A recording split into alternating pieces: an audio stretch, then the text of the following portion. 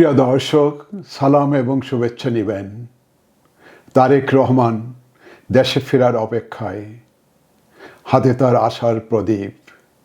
তিনি হয়তো ভাবছেন, আলোহীন প্রদীপ নিয়ে দেশে ফিরলে কী লাভ, বরং জীবন হয়ে উঠতে পারে অনিশ্চিত।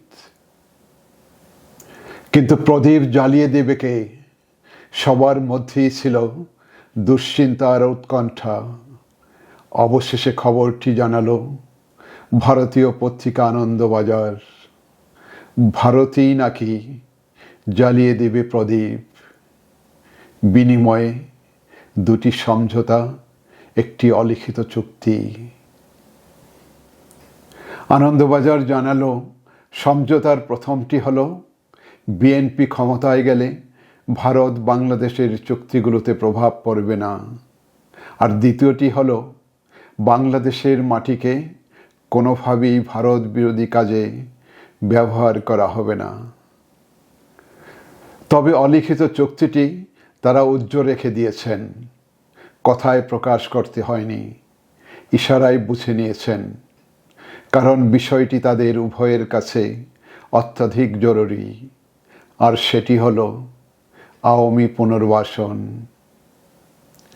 গত 53 বছর তারাই পালাক্রমে ক্ষমতায় আসা যাওয়া করেছে, নিয়ন্ত্রণে রেখেছে বিরোধী রাজনীতির মাঠটিও।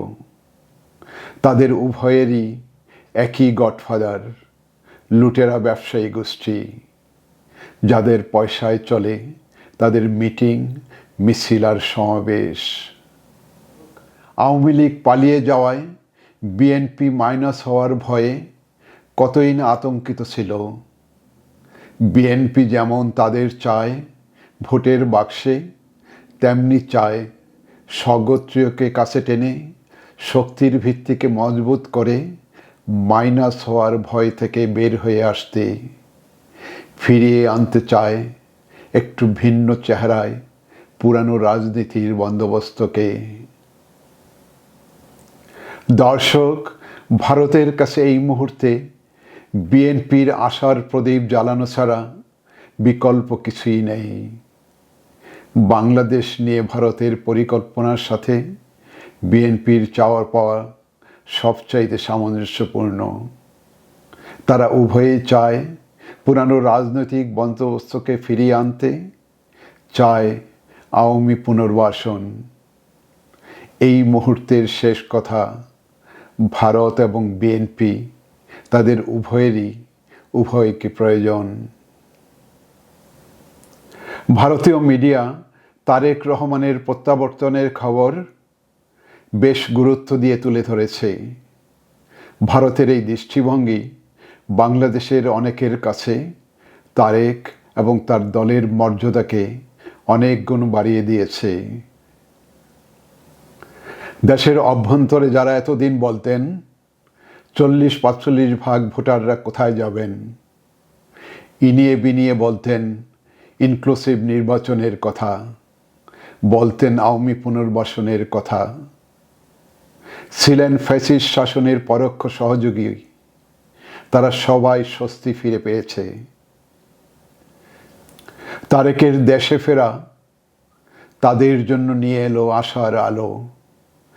একযুগে তারা বলতে শুরু করলেন তারেকের পরিমিতিবোধ, শালীনতা, সহনশীলতা, পরিপক্কতা আর মহত্বের কথা। তারেক যে আশার আলো নিয়ে এসেছেন তা মিডিয়াকেও প্লাবিত করেছে, দিয়েছে স্বস্তি। তাদের কেউ কেউ তারেকের বড় চেয়ারে না বসার ভেতর বিশাল মহত্ব খুঁজে পেয়েছেন, কেউ আবার খালি পায়ে হাঁটার ভেতর তার বিড়ালকে দিয়েছেন যথেষ্ট সময়। দেশের বিখ্যাত মিডিয়া ব্যক্তিত্বের কেউ কেউ তারেকের ভেতরে দেখছেন বাংলাদেশের ভবিষ্যৎ, আগামীর প্রধানমন্ত্রী।